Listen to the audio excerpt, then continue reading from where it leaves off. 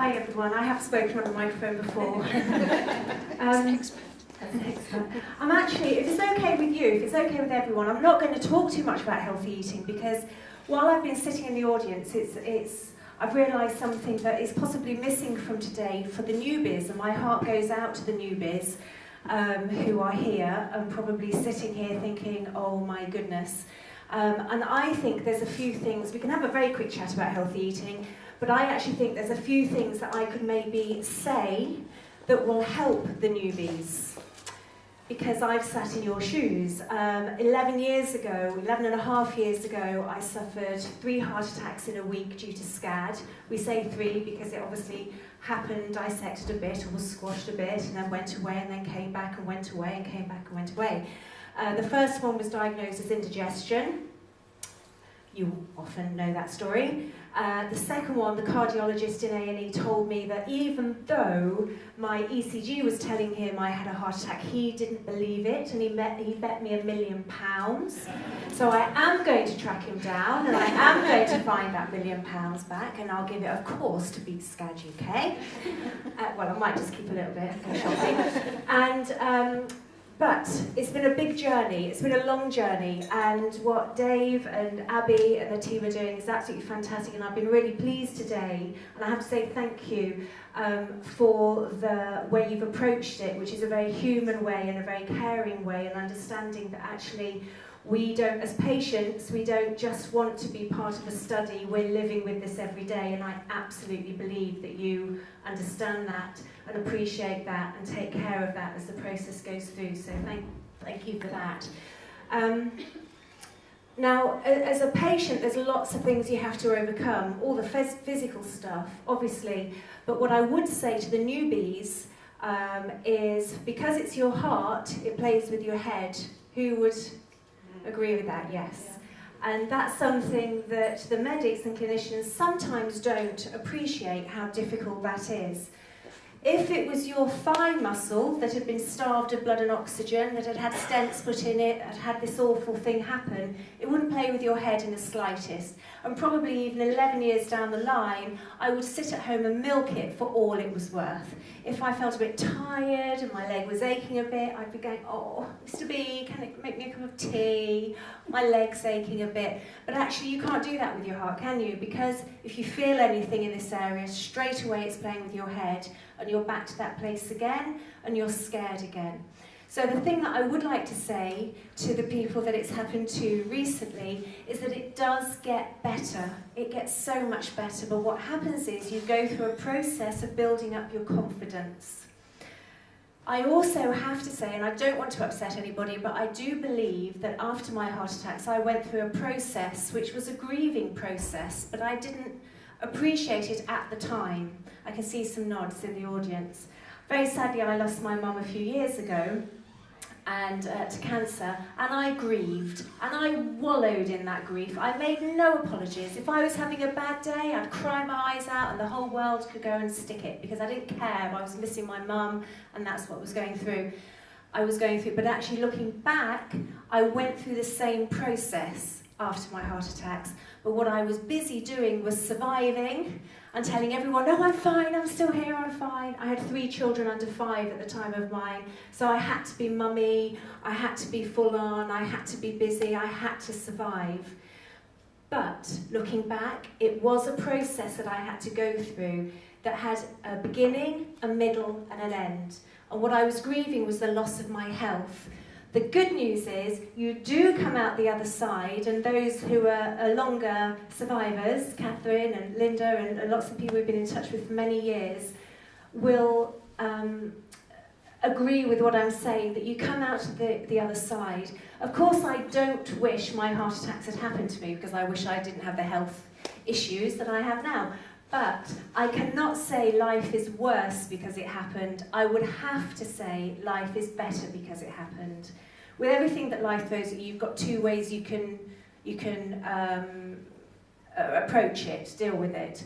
And the newbies, you have got 2 choices. You either sit on your sofa and are scared of everything, which I know, and I can see it in some of your faces, that you are, or you just grab it and go. Now, you will all be able to grab it and go, but it just does take a little time. So those of you that are sitting there thinking, well, it's all right for her, she's obviously all right, she's obviously really confident, and I don't feel like that. I've been where you have been, and you will get there. It does get better. The good news is we've all got this wonderful support network. When it happened to me, there was nobody. I was 11 years ago, I couldn't find anybody. Eventually I found Catherine, and we were the two in this country. There was one lady in Israel, I think. And I was lucky enough that I work in the media, so people were able to contact me, and like Beck said, I put my story out there, and then I started to get contacted by people. The other part of the journey that I just want to touch on really quickly is the fact that you can hit a point where, and I'm sure all of you SCAD survivors will recognise it, that you think, why me? Why did this happen to me? And you see someone who smokes or eats terribly, you said it to me earlier, and you think, why did this happen to me?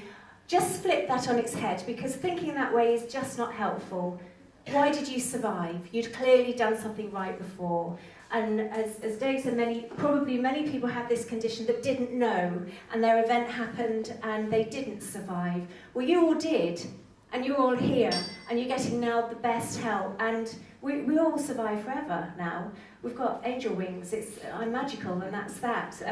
My cardiologist once said, Sally, if you survive to your 40th, you can survive forever. Well, I'm now 47, so clearly you're going to live forever. No problem. In fact, so much so, I believe it, I've started drinking. I'm doing really well with that. I'm really enjoying it. So life isn't bad. What was I else going to take? One time I did hit a really hard time. Just to tell you what happened to me, my LAD, which is a technical thing, isn't it? Yeah, in the arm. So mine dissected from top to bottom, so there was nowhere to go, there was no emergency dissection. Plus, of course, the cardiologist knew nothing about it. And so they just said, say goodbye to your husband. They sent my husband in, and that was that. But clearly, I'm still here. Clearly, I've got lots of breath to talk. And you do have to deal with certain side effects. A lot of you, thank you for your lovely comments. I came out last week on telly and in the papers as a wig wearer because I'm losing my hair because of the beta blockers. So any advice you can give on that would be marvellous. No pressure, but they're expensive.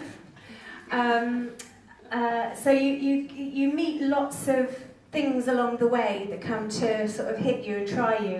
But quite frankly, I couldn't care less because I'm here and I'm well. And every day I wake up and I say to the kids, you're lucky, you kids, because your mum's still gorgeous. And what I actually mean is your mum's still alive. So it's a good day. So there are worse things we could have. We're all here. We're part of this wonderful process. And I suppose I should say something about eating healthily. Eat healthily. It's really important that you do. Simple rules. Cut out processed food because you don't know what rubbish is in it. Just don't go there with processed food. If you fancy something, have it, but a little bit. It's all about balance. I'm always talking about balance. Fresh, healthy food that hasn't been messed with.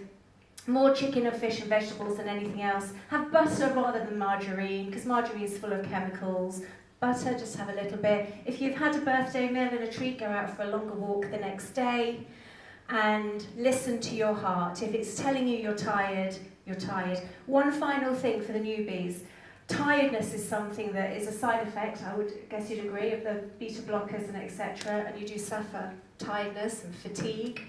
And it's really important that I'm often asked by journalists, what's the most important thing when looking after yourself? And I'll say the most important thing is taking your medicine. And the most important thing is eating well. Oh, and the most important thing is your exercise. And the most important thing is rest. And rest is a magical word, especially for the newbies. Rest is something that you need to schedule into your life. We're not very good at it. We're busy. We see rest as a failure. Well, that's nonsense. Rest is something that your body needs to repair and to enable you to get better and move on. So schedule in rest and see that as an achievement and not a failure. Is that long enough for you? Is that going on? So lovely to meet you all, and we'll see you next year in November.